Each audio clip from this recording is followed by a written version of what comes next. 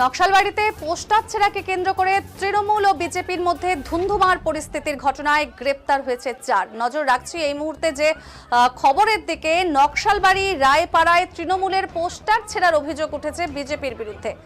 আর এই ঘটনায় দুপক্ষের মধ্যে হাতাহাতি পরিস্থিতির সৃষ্টি হয়েছে।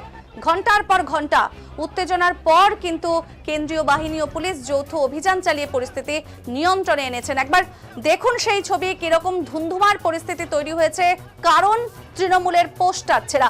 আর সেই অভিযোগের তীর বিজেপির বিরুদ্ধে।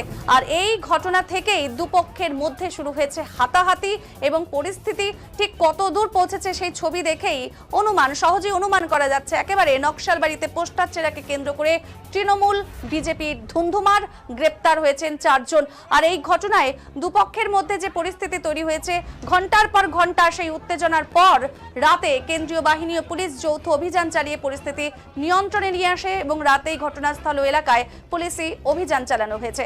ঘটনায় বিজেপির 2 জন কর্মী এবং তৃণমূলের 2 জন কর্মীকে গ্রেপ্তার করা হয়েছে। ধৃতদের আজ শিলিগুড়ি মহকুমা আদালতে তোলা হবে।